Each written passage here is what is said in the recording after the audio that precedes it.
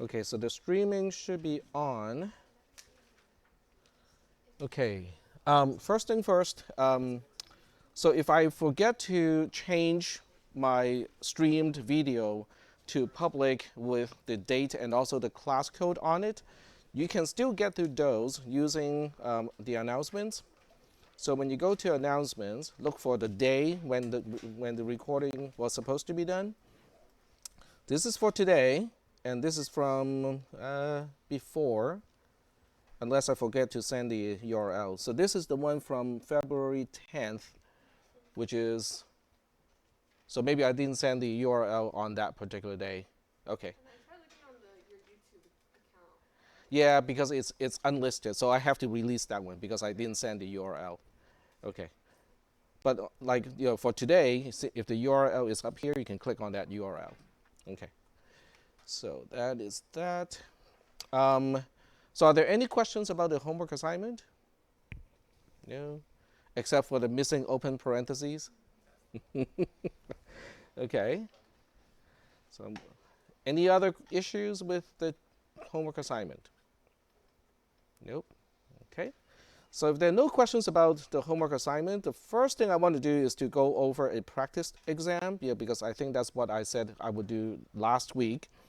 The actual exam is 1 week from the practice exam, which means it's going to be next Wednesday. So you have 1 week to prepare for the for exam 1.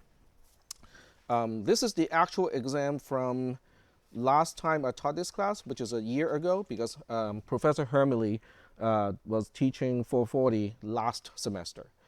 So it was kind of like the time before the last one. All right, so I'll just go over everything, including the important part of read me first, okay, which most people do not read until they get the paper back. They go like, oh, I did not know that you blah blah blah. Yeah, it was in the read me first section. So it doesn't change very much from semester to semester. So I'm going to read this part first so that you have an idea of what to expect. Obviously, the date is going to change, well, a little bit, not by a whole lot, right? I mean, we are only off by a day because next Wednesday is the 26th. So that's pretty good timing. Time is the same, okay, so that's kind of handy. Location, I think, is the same. This is 406, right? Okay, wow. Okay, so I can just change the year and 1 day, and it's almost done. It's going to be open book and open notes, which means anything that is on paper that you have prepared ahead of time is okay, with the exception of psychic paper. If you don't watch Doctor Who, you can totally ignore that comment. Okay. So is that clear? You can bring books with you. You can bring class notes, all the notes that I have prepared. You can bring your own notes. You can even work together with other students to come up with a condensed version of the notes, so it's easier to look up items, or it's better organized in the way that you want to get things organized. Okay. You can bring as much material as physically feasible. Okay, because we do have a pretty full class. Okay, so that means if everybody needs a little hand truck to bring in all the material, we won't have enough room in this classroom. Okay, but other than that, okay, if you want to bring in a book, your notebook, a pile of paper and stuff like that, it's all good. So do we have any questions about the open material part of the exam? Questions? So my recommendation is, as you study, kind of prepare a separate sheet of paper with all the definitions, all the things that you feel is kind of tricky, put it on a separate piece of paper. So this way you have kind of a condensed version of the notes, so it's easier for you to look up items. Okay, but that's just my recommendation. The other thing you can also do, yeah, go ahead. Oh, I was going to say, is handwritten material limited to any type of space? Nope. There's no space requirement, but it cannot be. So I know some people like to use like really large sheets of paper, okay, but if it has to kind of fit on your the writing surface that you are given with in this class. Several note cards are okay? Note cards are fine. Letter size, paper is fine. As long as it's not so big that you need like the next desk. Yeah. No electronics except for a scientific calculator. You can use a graphing calculator if you want to. I don't think it's going to help, okay? But you can use a graphing calculator if you want to. I think a really basic calculator, is going to be okay. Okay, multiplication, division, addition, subtraction. That's basically all you need. Any questions about the open material part? Okay, what about the past exams? What about this one? Okay, I will upload this so that you guys have a copy of this. You can bring that as well. Okay, does it mean it's gonna help? Maybe, maybe not. Okay, I cannot guarantee how much it's gonna help you, but it is okay to bring it with you. Okay. Individual assessment, this goes back to the syllabus, which means, the grade of a particular person should reflect the academic performance of that person alone, okay? So that's kind of the bottom line. So it's not a team effort during the exam. It can be a team effort in preparation for the exam. So some people feel better when they study with other people, and I can totally understand that. So that's perfectly okay. But when it's time for the actual exam, the answers should not be collaborative. Okay, each person will have to turn in his or her version of the answer. Also, no sharing of open book or notes material during the test. So whatever a person brings with that person is all that person can use during the test. So let's say, I totally forgot about the exam, okay? I got a whole bunch of notes prepared, but I forgot about it, okay? And I was sitting next to Nick. And then I go like, hey, Nick, can I borrow your notes during the exam? No, that would be a big no-no. Okay, so no sharing of material during the exam. Are we good so far? Okay. All right. What about screenshots? Okay, maybe I use my tablet to write something or draw a picture during class, and you feel, hey, that's kind of nice. I want that to be.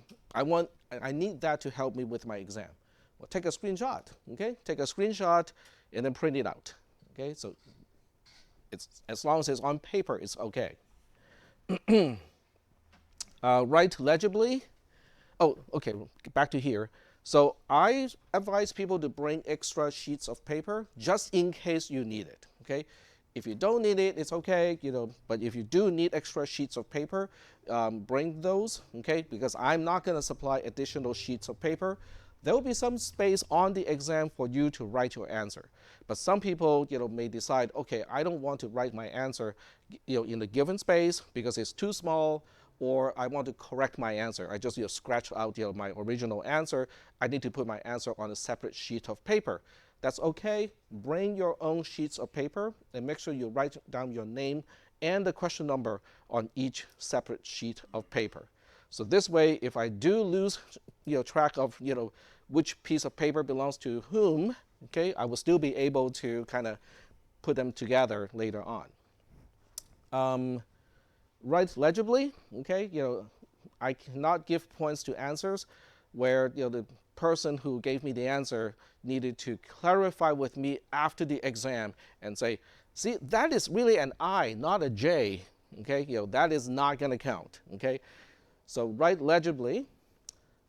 Make your answers as complete as possible, okay? So, I'm looking for, if I want to give you partial credit, okay, it is based on, can I see that you at least understand some of the concepts and be able to apply, some of the steps. So if somebody gives me a wrong answer with no derivation whatsoever, then it will just be a 0, okay? Because there's nothing for me to base on in order to assign the partial credit. All answers have equal weight. I will maintain that. So this way, it's easier for you to prioritize which question you want to answer first, okay? So what is the usual rule of thumb, okay? When you go through, the whole test, you take a quick scan. So what question will you answer first? Go ahead. The easiest one, right? The one that you think, okay, I can get this one, the quickest, okay? So you leave the most difficult question to the last, especially when all questions have equal weight. Now, if they don't have equal weight, it's a little bit harder to evaluate because you can say, well, this one is a little bit harder, but it's worth more points. So I want to score more points, as many points as possible early on. So that becomes a little bit difficult. But if all questions have equal weight and equal points, then you just look at how you assess the difficulty, and you pick the one that is the easiest, and you start with that one. Okay, does it make sense? Okay. Some questions may cross pages. I usually do not make questions that cross pages. The typesetting software that I use kind of makes sure that they do not cross pages, but you kind of have to, you kind of just watch out for that, okay? I try my best so that it doesn't happen, but if it does, just kind of make sure that you kind of look on the back side too. This is the first exam, and according to the syllabus, it counts for 20% of your final grade. So do we have any questions about the read me first section? No questions? All right. So during the exam, if you need clarification on something, you can definitely just come up to me and ask me. I will not be able to give you answers to questions like, oh, what is this operator? What does it do? Okay, what is the definition of this? That sort of thing. I cannot answer those questions, but I can answer questions about, okay, what are you asking for? Okay, I can try to clarify what the questions are asking for. So here are the questions. So this is question 1 of 6. I try my best to make sure that you understand that there are 6 questions. So this way, when no matter which question you start with, you know the number of questions that you have in the exam. So that will help you to plan your time a little bit better. Okay? So if there's a total of 6 questions and you say, I got about 80 minutes to answer all the questions, so you might want to time yourself. Okay? With 6 questions and 80 minutes, you might want to say, I want to spend about 10 minutes on each question. So what happens at the end of 10 minutes and you are only about a quarter through a particular question? What do you do? Yep, move on. Yep, get back to it later. Yep. Are you recording? I believe so. Yep, I am streaming and audio is good with no clipping. There we go. All right, so this is question number 1 of 6. Typically, you want to know the definitions of stuff, okay? So you might want to have a sheet of paper that defines the operators like union, intersection, that sort of stuff. So the question is asking, you are given D equals to a set which contains 29, 8, and 9 as its elements. And you have E, which is also a set. It contains the elements 6, 2, and 12. Find a way, and there can be multiple solutions. You only have to give me one. Okay, that works. To come up with the sets F0, F1, D0, D1, E0, and E1, so that the following requirements are met. Okay, so each one, is they all have to be true at the same time. In other words, this is a list of all the constraints. So your job is to define what D0 looks like, what E0 looks like, what F0 looks like, what D1 looks like, and so on and so forth, in order to meet all of these requirements. Is that okay? All right? So all of the requirements are basically ended together. So let's go ahead and see how we can make that happen. I am just going to write down the answer here. But before I work on the answer, it's really kind of important to read all the requirements first. So the first one says D has to be the union of D0 and D1. So these already given, so you know what elements need to be in the union. The union of all the 2 E's have to give you 6, 2, and 12. Okay. F0 union with F1 will give you F. F is a function. How do I know F is a function? Well, it says so, right? F is a function, D is the domain, and then E is the codomain of that function. And it has to be neither injective nor surjective. Okay? And then we have F0, which is also a function. It is bijective from D0 to E0. F1 is also a bijective function that goes from D1 to E1. So those are the requirements. We also want 29 and 6 as a two tuple to be in the intersection of F0 and F1. Okay? So make sure you pay attention to parentheses versus braces. When you see braces, we're looking at a set. When you see parentheses, we're looking at a two tuple. And then the intersection or the cardinality of the intersection of F0 and F1 is 1. Okay, so that alone tells you a lot. Okay, just these few requirements. F0 has 2 elements. F1 also has 2 elements. Do we have any questions about the constraints themselves? Nope. Okay, so now we can start to construct, the answer. So where should I start? Okay, when I construct the answers, where should I start? I got some major clues from some of these constraints, particularly I think between this one and this one, we got a lot of clues. Is that making any sense? Okay, so I can now go to F0 and say, well, F0 is a set for sure. And what has to be in F0?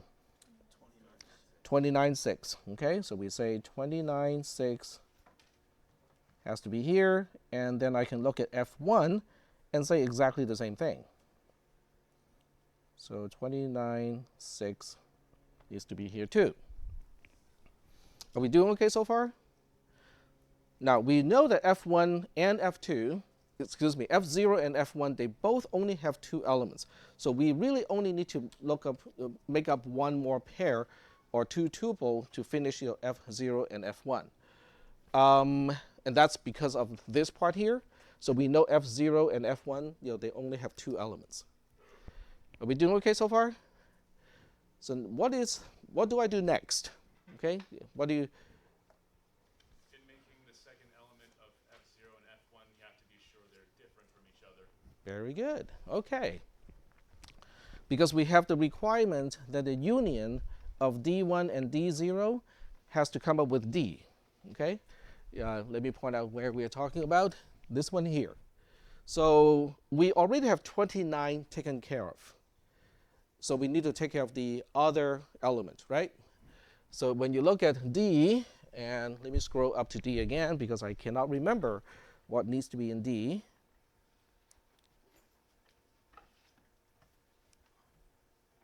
Okay, so D needs to contain 29, 8, and 9. Okay, so that means one of them needs to take care of 8, and the other one needs to take care of 9.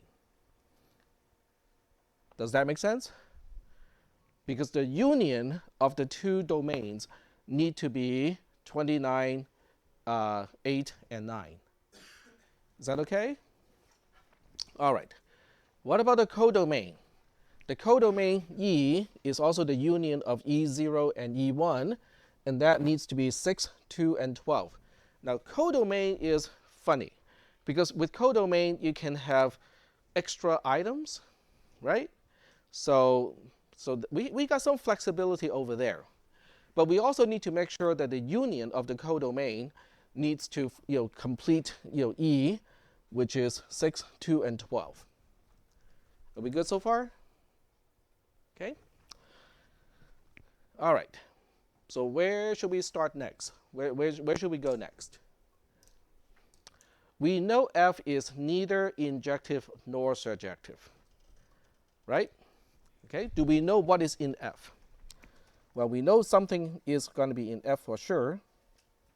What do you know is going to be in F? 29.6, right? Okay, so we have 29.6. It has to be here.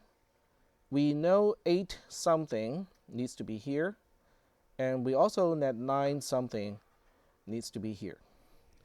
So I know the format, I know the constraints, some of the constraints of what needs to be in f. Does that make sense so far? Because f is a function, even though it is neither injective nor surjective, it is still a function, which means every element in the domain has to map to one and only one thing in the codomain. They can all map to the same thing if we wanted to. They can all map to different things, okay, if we wanted to. But we still need two tuples that start with an 8 and 9 in this case. Are we doing okay so far? Okay.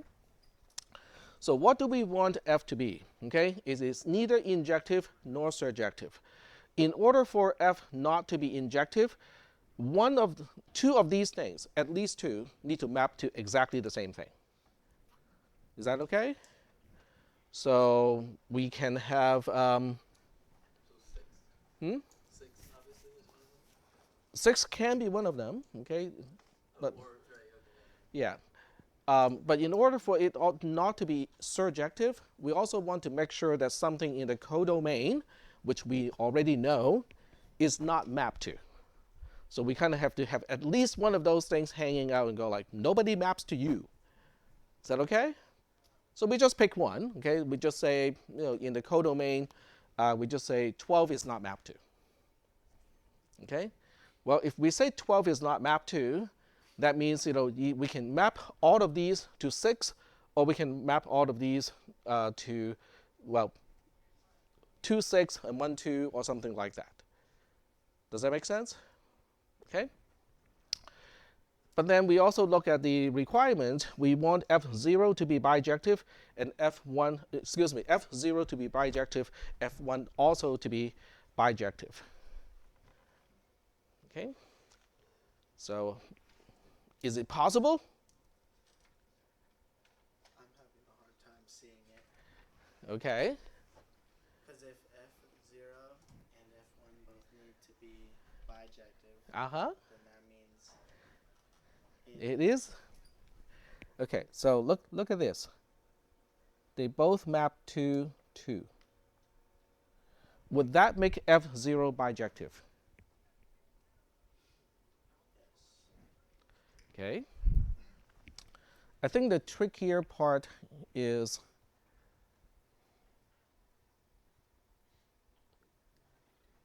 I guess it is not possible. Yeah. Yeah. Yeah. I remember I had to change the question a little bit, What if you did which is it- typical. Yep. Wait, is it possible if you did it such that one of the E's had 3 Have and one of the E's had 3? I think I had to remove one element from E to make this happen. So Yeah. if that was a question, would we just say like it's not possible? Yeah, you just say it's not possible. And then you just explain why you think it is not possible. Are you gonna actually change it, or are you gonna have something like that? The way the question is phrased, I have to change it because I did not leave open the possibility of, if this is not possible, explain why it is not possible. How would Yep. you explain why this isn't possible? Needs an E, one less E. Well, the constraint is right here because certain constraints are conflicting with each other. Okay? In order for f0 to be bijective, I cannot map 29 and 8 to the same thing. So they have to map to different things. In order for f1 not to be bijective, 29 and 9 cannot map to the same thing either, right? Yeah. So you have a choice here, okay? You can say, well, we can map 9 to 2, or we can map 9 to the other value, which is 12. And then here's the problem. The problem is if I map it to 2, then the union of the codomains cannot make up the E that I want. Then you go like, well, but can't we just make E1 or E0 a little bit bigger, having 3 elements? We cannot, because according to this, both F0 and F1 are bijective. So now you have everything locked down, and it's just not possible to make it happen. Is that okay? So it was a bad question. I cannot remember how I changed it when this exam was given out. But did everybody see how it is not possible? Sort of? Can you go over it again? I can go over again. Okay. So we'll go ahead and just undo all this stuff here. Okay, so up to this point, is that okay? So we know 29.6 has to be in F0. We know 29.6 has to be in F1. We know that for sure. And we also know that 8 has to map to something in one of them, and then 9 has to map to something in the other one. Is that okay?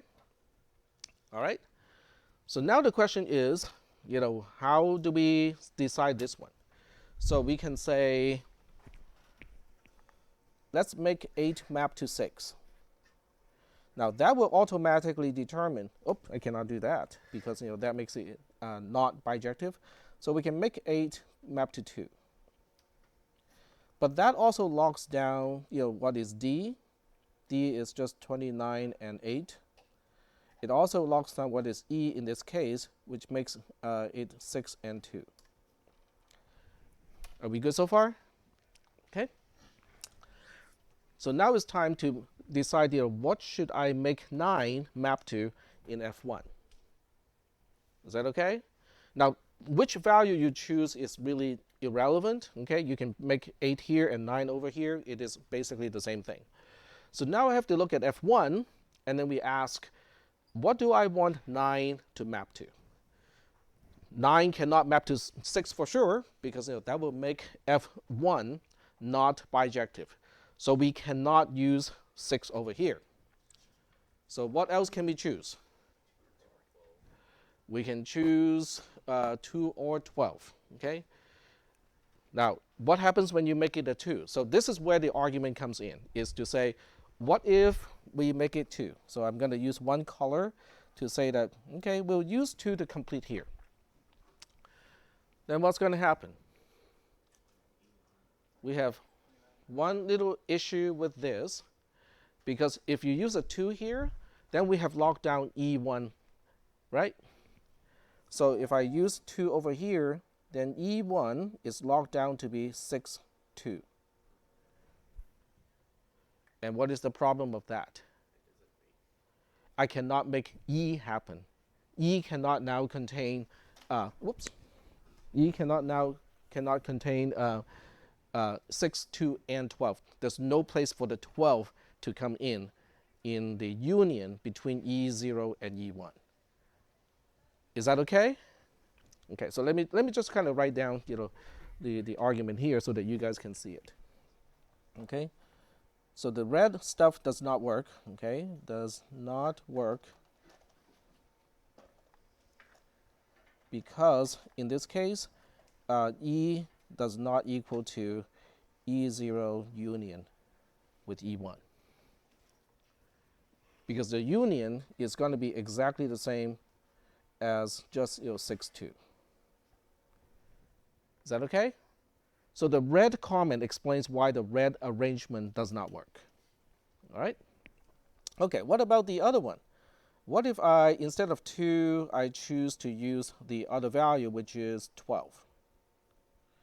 Okay, that won't work either. Okay, it will still work in terms of F0 being bijective. That's fine. F1 is bijective. That's fine. Okay.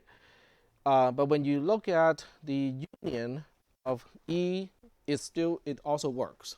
So it meets a lot of the requirements. But there's one requirement it cannot meet. And what is that? F being neither injective nor surjective. That's right. It is no longer, it's now injective and surjective. Okay. So let me write down here. Okay. It does not work because F itself is going to be 29.6, 9.12, and 8.2, right? But that's injective and also surjective. So it does not meet the requirement that F is neither injective nor surjective. So that means you cannot choose. There's just no way to select elements for F0 and F1 in a way that meets all of the requirements at the same time. Is that okay? All right. Are we good on this one? Okay. Question 2 of 6. So question 2 of 6 works on the g function that we talked about. So in this one, assume g is basically the same and g inverse are the same as defined in the aleph no module.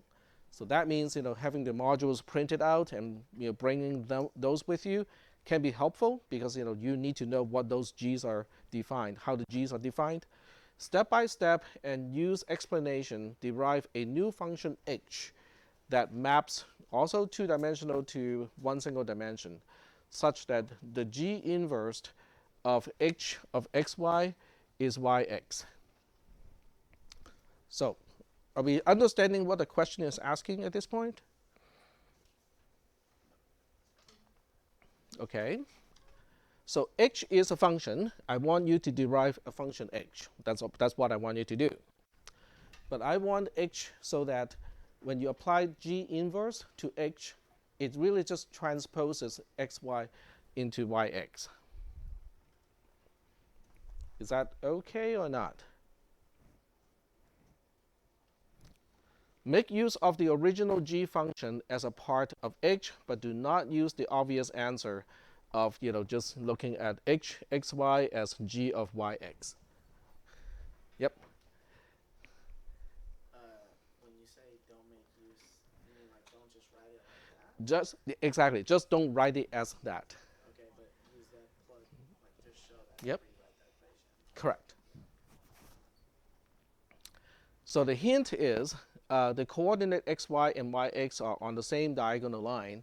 So g of xy and g of yx differ no more than the number of pixels of that diagonal line. Okay? So your focus should be on figuring out the difference between g of xy and g of yx, and then specify that difference while using g of xy in your definition of h. So you use g of xy in the definition of h of xy, but then you have some additional parts, okay, so that it accomplishes that. Okay, so let me show you a picture so I can explain what I mean by that. Okay, this is a two-dimensional space. Let's say this is the pixel xy. So the pixel yx is going to be on the same diagonal line. Do we know that yx is on the same diagonal line as xy? What is one of the properties of all the pixels on the same diagonal line? The sum of the two coordinates would be the same. So do you think x plus y is the same as y plus x? Okay, so we know that, right? So now we have to look at the g value of these two and figure out how they are different. Okay, so you look at g of xy, and then you look at g of g of yx. When you do this subtraction, what do you get? You can expand out the equations. A very nice part is canceled out. Okay, the nasty part, the part that goes like x plus y times plus 1 times x plus y, the whole thing divided by 2, that part cancels out. So what is left is the y component.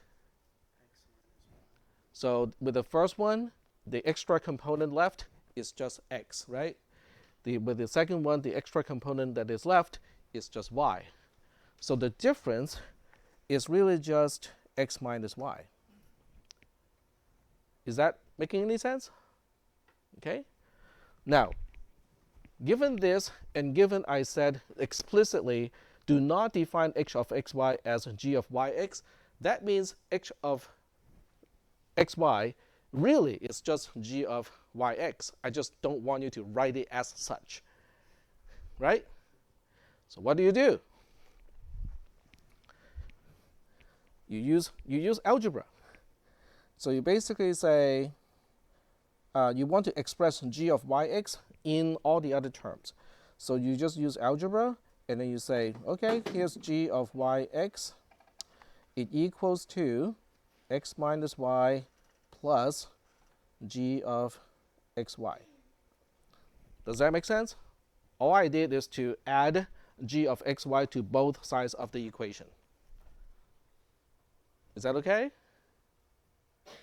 Don't you think we got the answer now? Because g of yx really is h of xy. So now I just say h of xy is now defined to be g of xy plus x minus y, and we're done. You're laughing. Is it? It is a simple solution. But it requires you to see that, okay, first of all, they're both on the same diagonal line. Okay, when you transpose the coordinates, it simply means you're still on the same diagonal line. And things on the same diagonal line, they share a lot of stuff, which is the nasty part of g of xy. The only part they do not share is the second component of the two tuple. One has x left behind and the other one has y left behind. So then the difference is just x minus y. So you can start with just g of xy, and then you add x minus y to it. That becomes the natural number of the transposed version of that pixel. So are we good with this one, or are there any additional questions? Yeah. So you're saying like it would have been wrong if somebody just used like the normal function rules and just plugged in. You can plug it in. Yeah. That's a valid solution as well, like not going through this process. You can. What do you mean by plugging in? Well, that's what I'm asking. Is you're saying it's wrong if we just use the fact that h of xy is g of yx, because then you just plug in the x where the y is. Like you have a formula, right? Mm-hmm. Which is g of xy. If you just reverse them, that's the answer. Right, but the question also says specifically that your answer has to express using g of xy. So if I don't see g of xy in the definition of h of xy, then it cannot be counted 100% correct. Okay. Now, would you get partial credit? Yes, you'll be getting a lot of partial credit if you just re-express g of yx, and expand the entire thing, because it demonstrates that you understand that really is the case. But you won't get all the points, because one of the requirement is you have to use g of xy as a part of the definition of h of xy. Okay. Yep. Can you explain the derivation of x minus y one more time? The derivation of So when you have g of yx, Uh-huh. g of xy is equal to x minus y. Okay, so first of all, let's try to remember what the g function is, right? And that's why it's handy to have the notes with you during the exam, is you can look up the definitions. Because if somebody asks me during the test, what is the definition of g, I cannot answer that question. So g of xy is defined to be x plus y times x plus y plus 1, the whole thing divided by 2 plus y. So that's in the module. Okay, this definition is in the module. So what is g of yx? Kind of the same thing, right? Because addition is commutative. So you still have g of x plus y, you still have x plus y, because y plus x is the same. You still have x plus y plus 1, because it's commutative. And then you still have division by 2, except this one has plus x, right? So when you subtract the 2, when you subtract g of yx, when you subtract g of xy from g of yx, then you end up with just x minus y, because this nasty component cancels out. Is that okay? So that's how I got to this part here. So once you know this part, then you add both sides add to both sides g of xy, you end up with this. And since the question strongly hinted h of xy is really the same thing as g of yx, so that means you can just now say, oh, okay, h of xy is just that. Is that okay?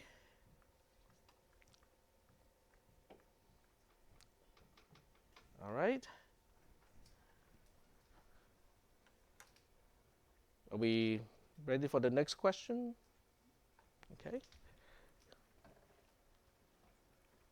This is question number 3. You're given y to be blah, blah, blah. Okay, we got, this one is relation, so we are gonna skip this one for the practice test because I'm not gonna test you guys on relation. We haven't started on relations yet. So for your test, don't worry about relations. It's not gonna be in it. And this is also about relations, so take that out. This is also about relations. We'll take it out.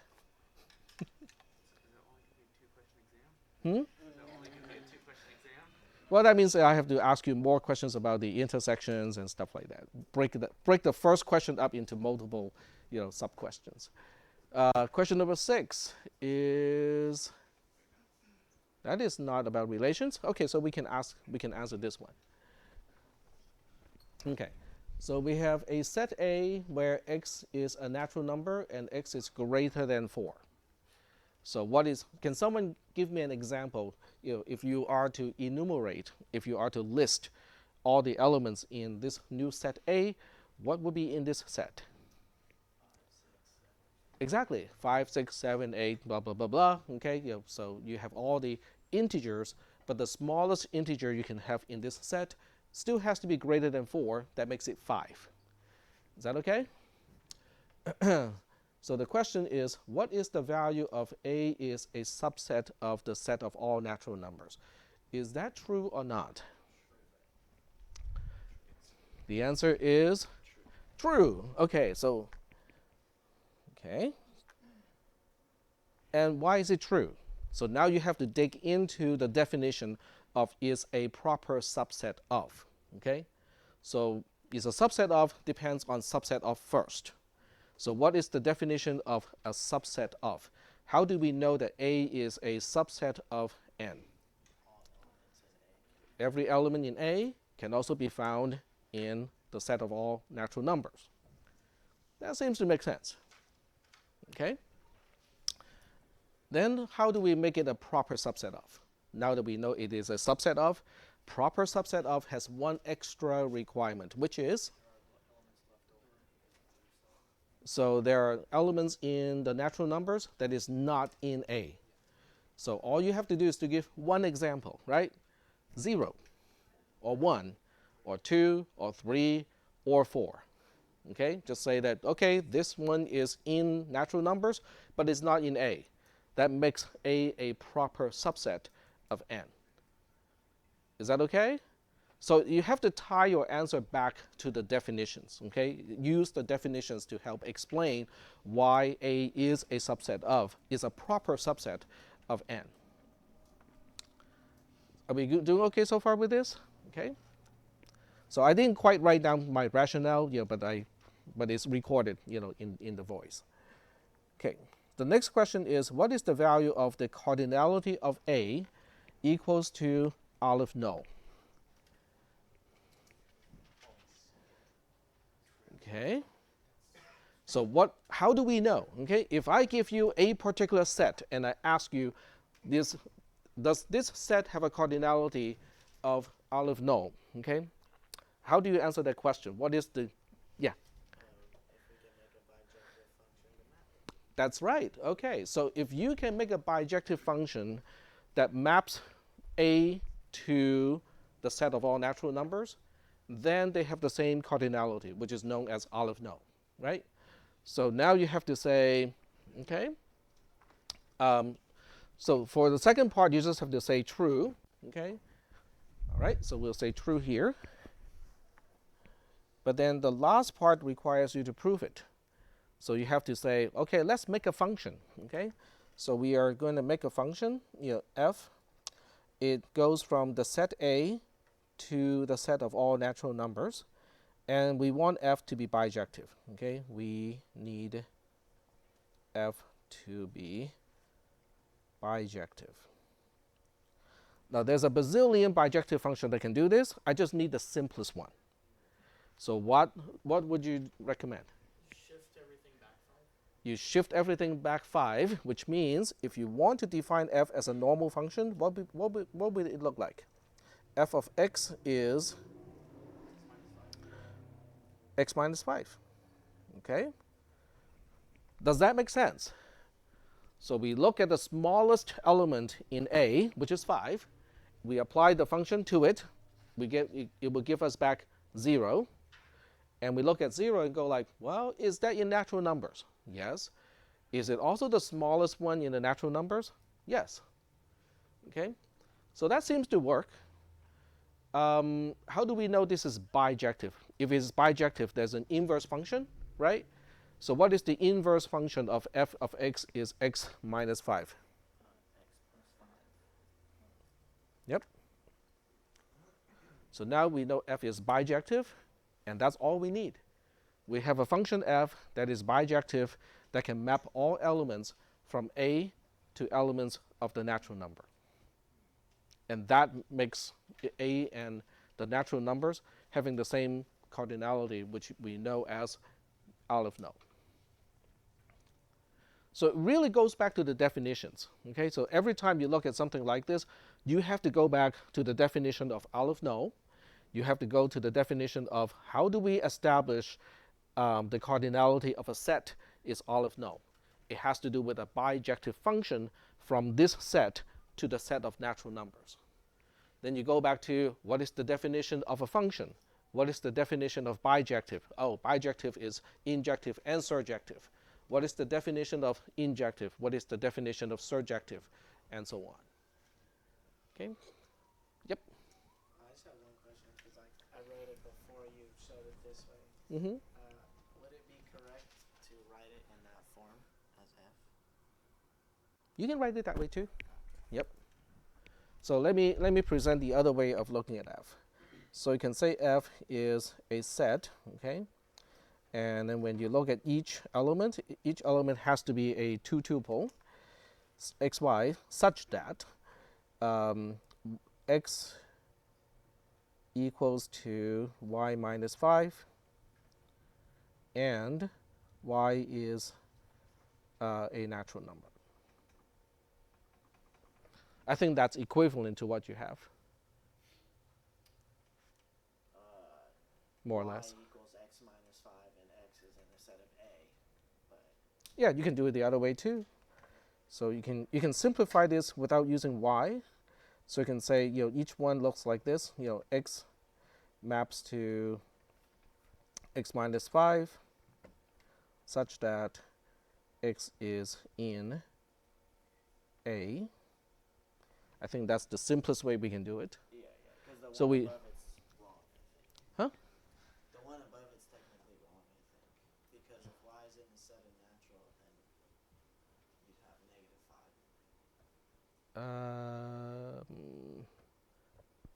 F of x is x minus 5. Oh, it's the other way around. Yeah. Yeah. So it's that. Yep. So these two, after correction, these two are both saying the same thing as the other function definition. So are there any questions about this? Mm-hmm. So everything up to the Aleph null section is what's going to be on the test? Everything, including Aleph no, would be in the test. Till the Aleph null section. Yep, up to Aleph no. Nothing past.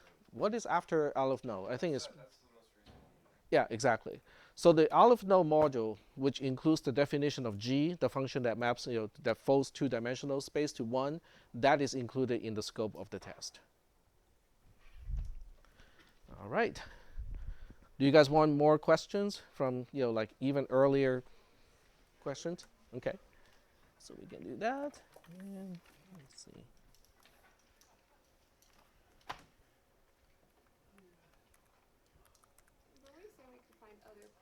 exams Hmm? on Google Drive, I think. Yeah, there are some additional ones on Google Drive. I'm just going back in time to look for additional ones. Let's see. 189. I think this one is probably on there already.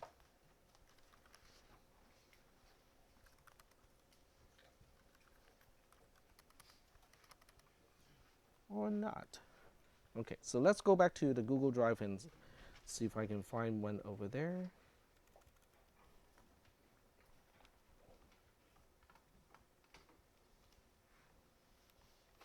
So you can go to the share folder and then go to all the X ones are exam ones. So we can pick out this one. There we go. I'm going to download it so I can actually write on it in using Zernal.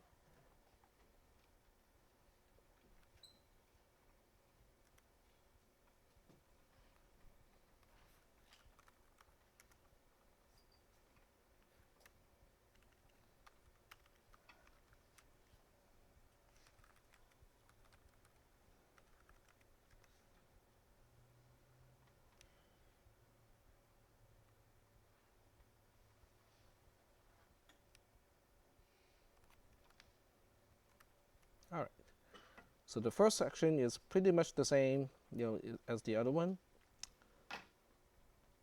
Okay, so this one, has, just set without functions as question number 1. So we have A being 29, 8, 2, 6, 12, 9, and then the set of 12, 9. And then B is just 12, 9, as a set. Compute and write the values of the following expressions. So each one is an expression, but the type of the expression kind of varies, okay, depending on what the operator is. And before I forget, I'm going to pass the row sheet. Okay, there you go. All right. Okay, first of all, what is A union B? And you can give me the shortest answer as long as it is correct, it will still be okay. So what is A union B? It's just A. Okay, very good. You can list out everything, that's fine too, but if you say, hey, it really is the same thing as A and I'm running out of time, I don't want to write everything, that's okay. That's perfectly correct because A is defined to be that set. The reason why this is the case is because 12 and 9 are elements in A. So the union between the two sets is really the same thing as A itself. So are we doing okay so far with this? Okay. What about the intersection between A and B? It's just B because everything in B are in A. Okay. Is A subset of B? Okay. So this one is false. Is B a subset of A? True. What is A minus B? So A minus B are all the elements that are in A, but not in B. So what can you give me a list, or can you describe, what is in A but not in B? Now this one is a little bit tricky. Just cross out the 12 and the 9 before the actual Before the set, right? Yep. So this one I do want to write down because I want people to understand this is 29, 8, 2, 6, no 12. Oh, no 2 either. There's the 9. Should I include a set of 12 and 9 in it? Why isn't Oh, right. why isn't the Okay, 2 and never mind. Back up. My bad. Back up. But the set of 12 and 9 is still here. Because the set of 12 and 9 is neither 12 nor 9. Okay, so it is a distinct element that is not 12 and it is not 9, so it gets to stay. Is that okay? So that really is one of the trickiest part of this question is, should we keep the set 12, 9 in the difference? And the answer is yes. So essentially, you would be able to take out the set of 12, 9 if That is correct. But then you will only be taking out the set of 12, 9. You will not be taking out 12 itself, nor 9 itself. All right. What about this one? Is A an element of B?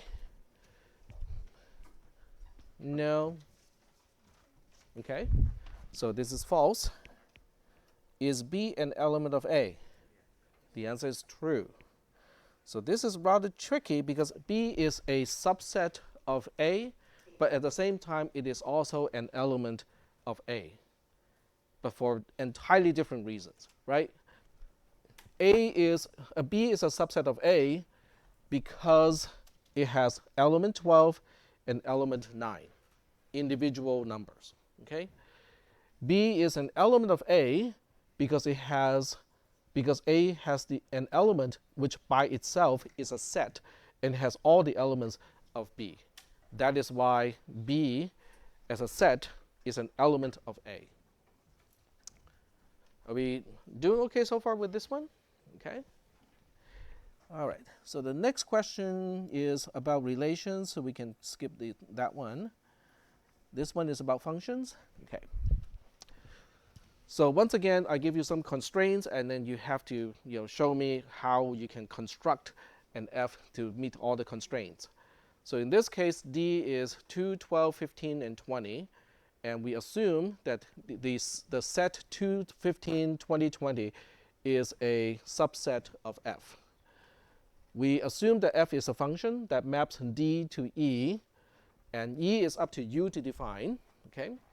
So define f and E as sets based on the stated constraints. So these are the constraints.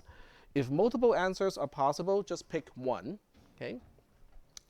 If a case is not possible, explain why it is not possible. So in this particular one of these cases may not be possible. Then you have to explain to me why that is not possible. So you have to argue, you present an argument and tell me why it is not possible. Otherwise, in your answer of each line, tell me what you think f should be as a set of two tuples and what you think E should be. Okay. So we'll just work on this one step by step. This one I want f to be injective and surjective, which means it is bijective. So we kind of know it has to have the 215, and it also needs to have 2020. Right? So that much we know. So we have taken care of the 2, we have taken care of the 20. So now we have to think about, okay, how do we want to map 11 and how do we want to map 15?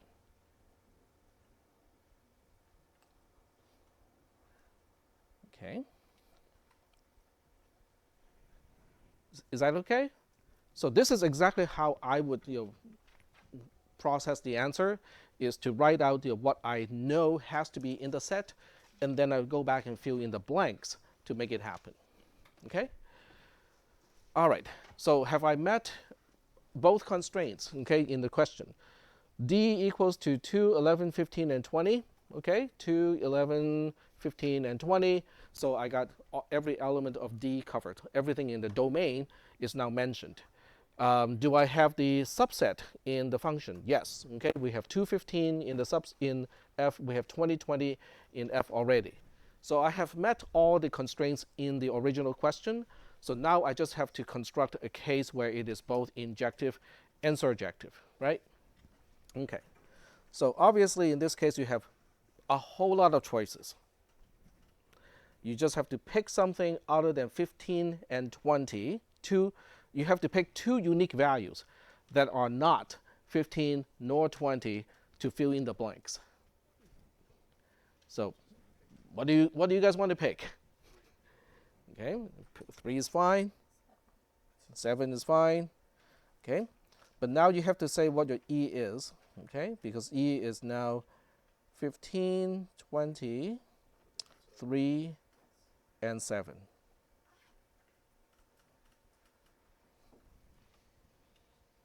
Is that okay? That answers the question. So moving on to the next one. The next one says f is injective, but it is not surjective. And that's a pretty easy one. If you know how to construct something that is both injective and surjective, and you have freedom to modify the codomain, it's easy to make something from surjective into something that is not surjective. So tell me again, what is surjective? Just describe it in English. Everything in the codomain is mapped to, okay? So that means I just have to expand E to include one thing that is not mapped to, right? So it can have one more element. So now you can say same F as last time, okay? Or you can just rewrite it, okay? You can say same as above, okay? But then you change E to be 15, 20, 3, 7, and 1. Is that okay? Okay. The next one says, F is not injective, but it is surjective. So we start with a template. Okay, we say F equals to, these two are mandatory, 2, 15, 20, 20 are mandatory. So now we have freedom to map 11 to something, and then 15 to something, so that it is not injective, but it is surjective. So to answer this particular question, we just look at all the constraints. D equals to blah, blah, blah. That part is good. This is a subset of F. That part is good too. So we have already fulfilled all the constraints as far as the early part of the question is concerned. So if I want to be like super duper lazy, okay, how do I do this? What is the laziest way? In other words, how do I minimize the codomain so that we still have something that is not injective but surjective? Just reuse the ones that are already in the codomain, right?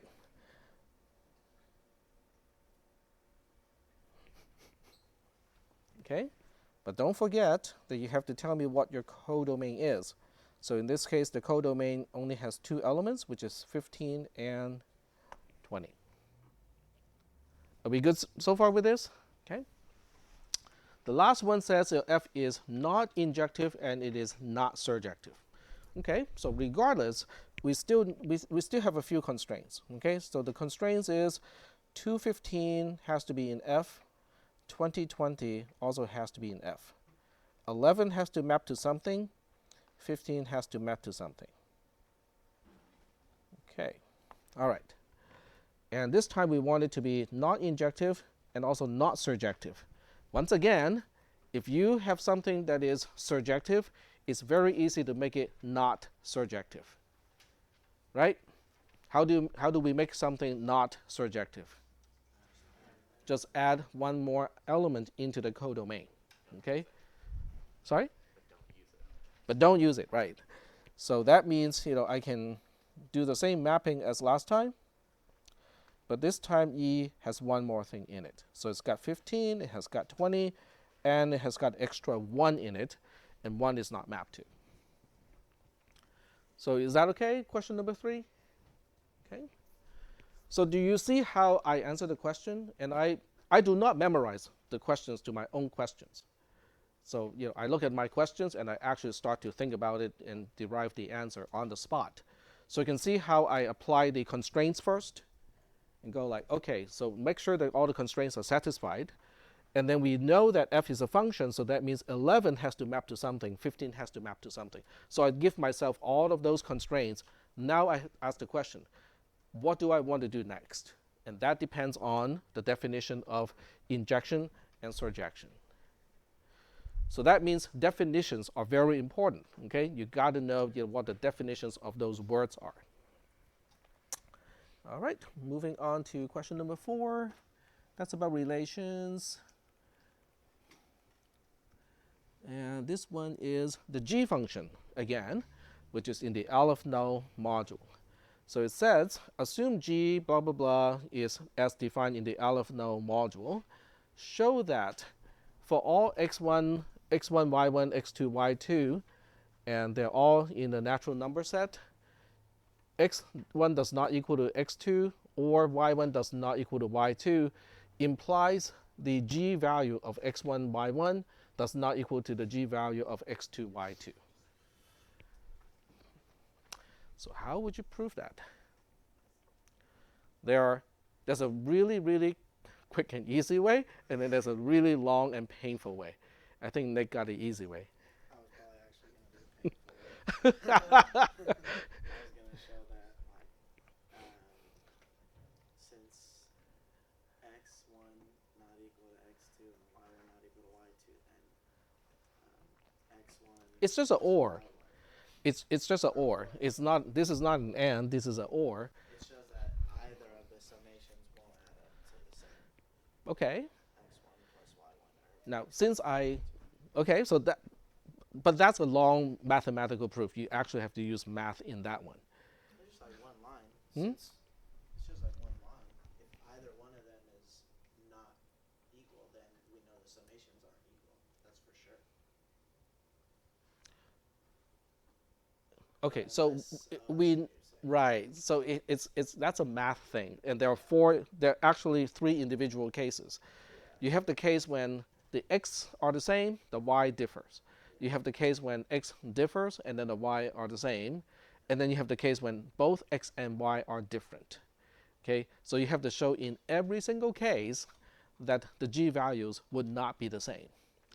To show something is not the same is actually difficult unless you use proof by contradiction, which we haven't really introduced yet. Okay, but there's a much easier way to finish this argument, because it says something like, is as defined in the Aleph null module.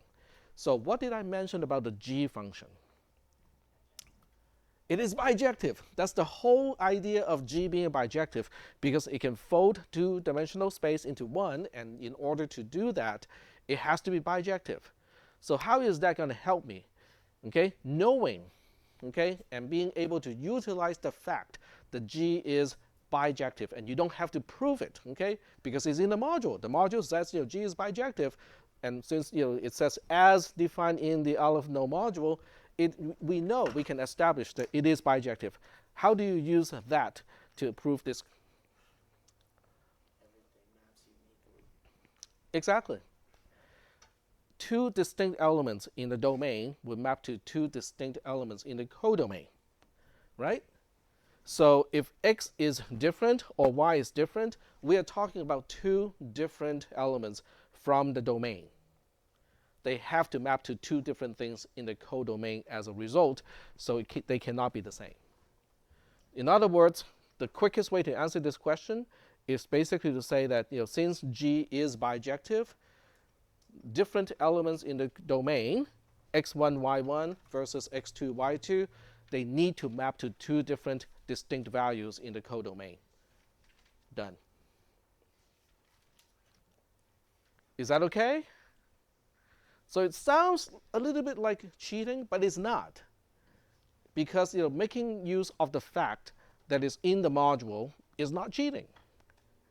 And the whole idea of the Aleph null module is to establish that G is a bijective function. Yep. Would you have to then say that therefore the value of the g function would be different, or can you just stop it? You can, so you basically say that G is bijective. And according to the bijective definition, so you have to mention the definition of bijection and say that because G is bijective, G, okay. So you quote the bijective function thing. So you basically say for all E1, E2 in n times n, okay. Well, you can put parentheses around this so it's clear, okay? Then you quote the actual definition, which says, E1 does equals to E2, does not equal to E2. Nope, okay, take it back. Equals to E2, or G of E1 does not equal to G of E2. That is the definition of bijection. Okay, so now you're basically saying, so what happens about, what is implied by x1 does not equal to x2 or y1 does not equal to y2. It implies that E1 does not equal to E2. If E1 does not equal to E2, then the second part has to be true, which means they have to map to different things. So you can use just English sentences to cover the same idea. But the idea is, if it's bijective, you don't even need to know that it is surjective. You just have to know that it is injective. That is already sufficient to answer the question. So are we doing okay so far? What you see here, that is just injection. It's not even surjection. Is that okay? So let's move on. Question number 6 is a relation question, so we can ignore that one. Okay, thank you.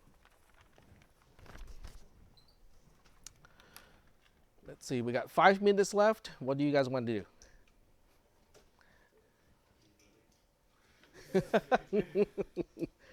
Are there any additional questions about, the test? I have a question about the roll sheet. Is this just so that people who didn't sign up before can sign on now, or do we have to put our name in a second time because I went to my name and saw it was already filled in? You have to fill in the second time. Oh, I didn't do that. Oh, you guys did not do. Well, we know what those 5 minutes are good for now. If you did not sign in today, because you thought you only have to sign in once, go ahead and sign your name again. So if you have signed in today already, you can just kind of, you can take off. Should we But assign specific questions about implication, or should we just be able to apply those concepts? That's a good question. I never really asked questions about the operators per se, so I was relying on people understanding those concepts already. Okay. Yeah. That's a lot easier.